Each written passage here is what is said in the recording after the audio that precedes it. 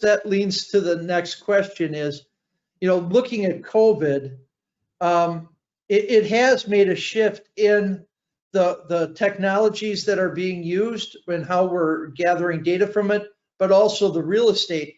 Nick, what's your perspective on that?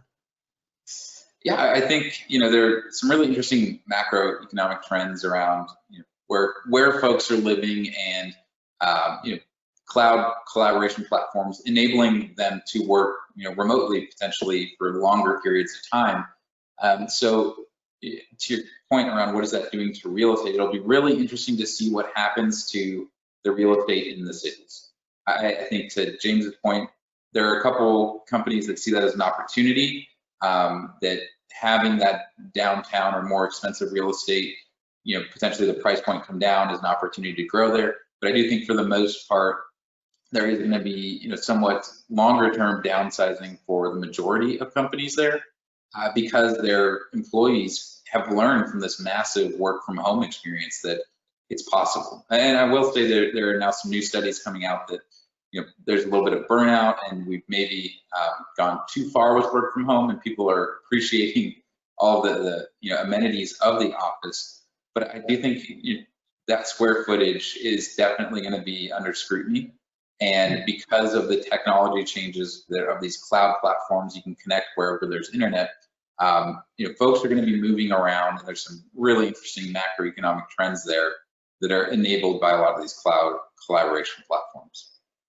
Fantastic. So I guess bringing it over to you, James, looking at that, you have the ability to move people home, or they stay in the office. Are they just going to reconfigure? I mean, I work with a lot of folks that do office design, and they're starting to tell me, Dusty, we're no longer building out the cubes, but we're building out the sites that you talked about. So it's a different feel in the office. I mean, you talked a little bit about it, but what are you hearing from some of the customers you're working with are the trends now?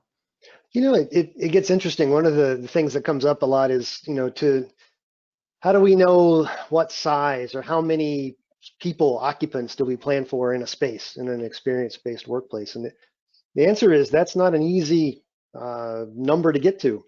It used to be fairly easy to get to when we're thinking about open offices, and you could oversubscribe desks, and maybe it's 50% or 70% of the occupants for that geographic region is what you would want to plan for.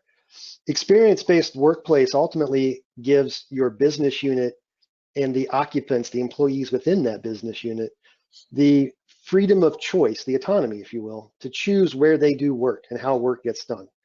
That's negative, and that it's kind of difficult, very difficult, in fact, to ensure that you have the right available space and amenities at the right time to support the business. But it's also an opportunity to better learn globally across all the silos how work gets done in the space.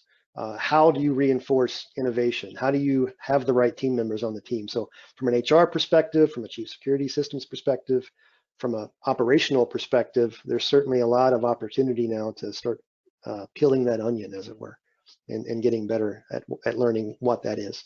The short answer is very difficult to get to. Certainly, I think it'll make more sense if we follow the WX Agile model, where we deploy small, we learn quick, we fail fast, we build on what's good, and we just keep moving forward. Fantastic. Thank you.